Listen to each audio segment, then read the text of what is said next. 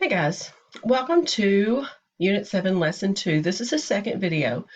In the first video, we saw quadratics by factoring, and now we're going to solve them by graphing. Okay, so we're going to use technology to solve these quadratics. Okay, so since quadratics have a degree of 2, at the most, you will have 2 solutions. Let me make that a little bit bigger. Hang on. Just a second. You will have 2 solutions at the most.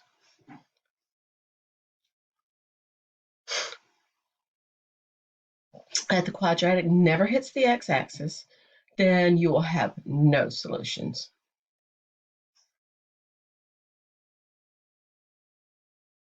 Okay, insol is not an option, and it's not an option since it will only find one solution. Okay, so it's not an option. So whenever I say there's no solution, what that means is you will have a parabola that looks like this, or you will have a parabola that looks like this. Okay, it'll be a positive or a negative parabola, but it's never going to touch the x-axis, so it's not going to be a solution. It will only happens whenever it touches the x-axis. So if it touches it twice, it has 2 solutions. If it doesn't touch it at all, it has no solutions. So what do you think happens if it touches it in one spot? I'll leave that with you, okay? All right, so what we have to do is we have to determine the solution to each quadratic function using the graphing method. So the first thing we have to do is put everything in standard form. Okay? Everything has to be in standard form before you can graph it in your calculator. Okay? So we have 7k squared minus 6k plus 3 equals 3. Well, what we have to do is we have to solve for 0. Okay? All right, so I need to subtract 3 from both sides because I need this side over here to be 0. Remember, I said I'm solving for 0. I want this to be 0. Okay? So whenever I do that, this 3 minus 3 is a 0, right? So what I'm left with on this side is 7k squared minus 6k. And that's a 0, so I'm not even going to write it. Okay, so now I have something I can graph, okay? I have this thing right here, this great thing that I can graph. Let me put a square around it so you can see what I'm talking about. I have this great thing right here, okay? So I'm going to graph that. I'm going to go over here to my calculator. And remember, you can't graph a k on your calculator because all you have are x and y axes, right?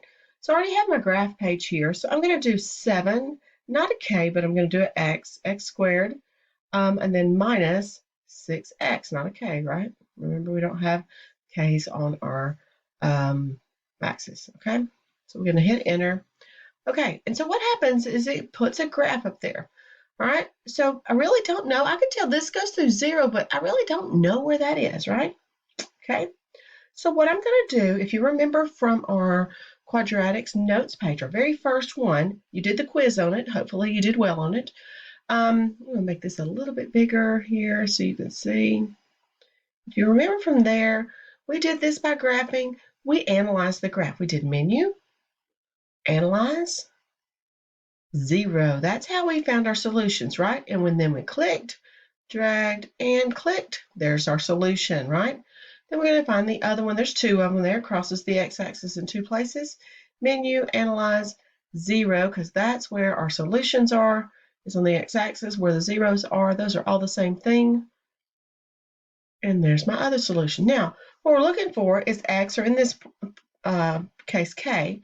So k is going to equal, let me make this a different color.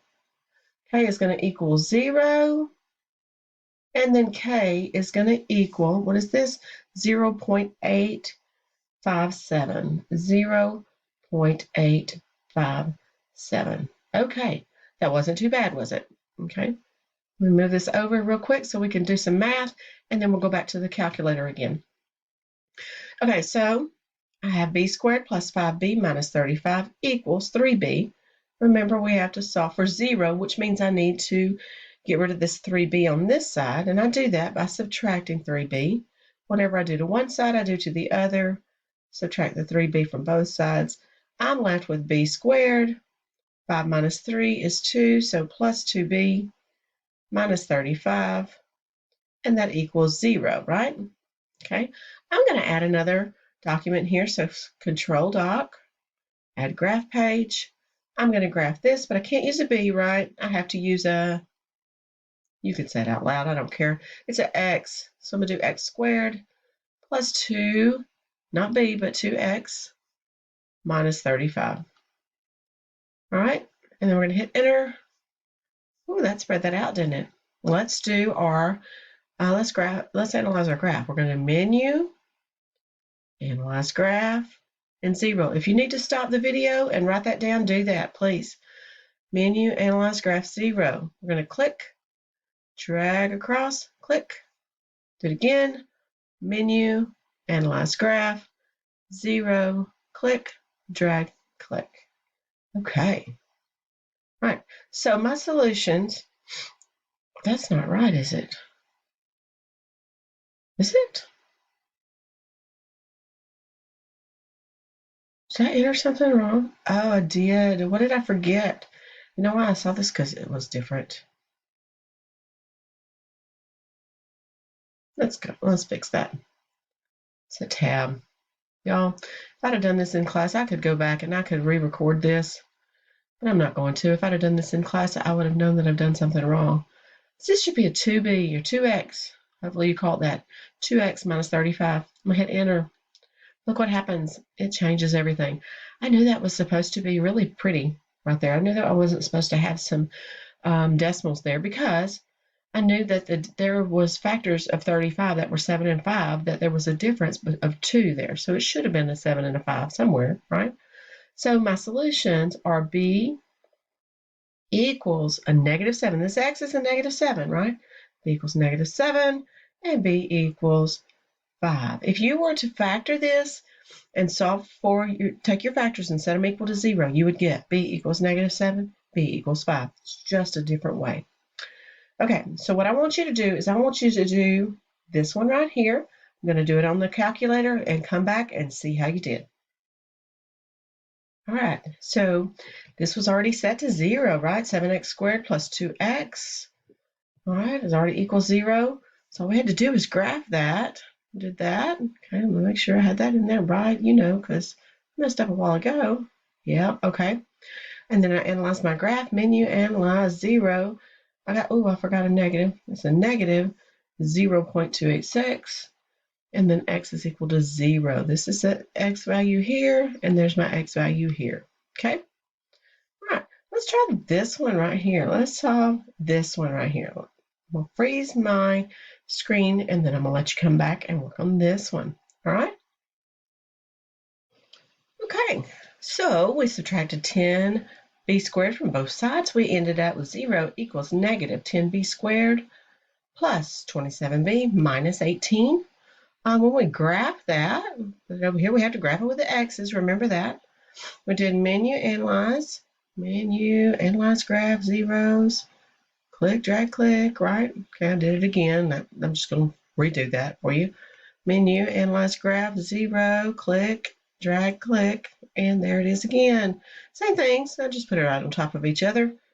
Those are my zeros. That's where my solutions lie.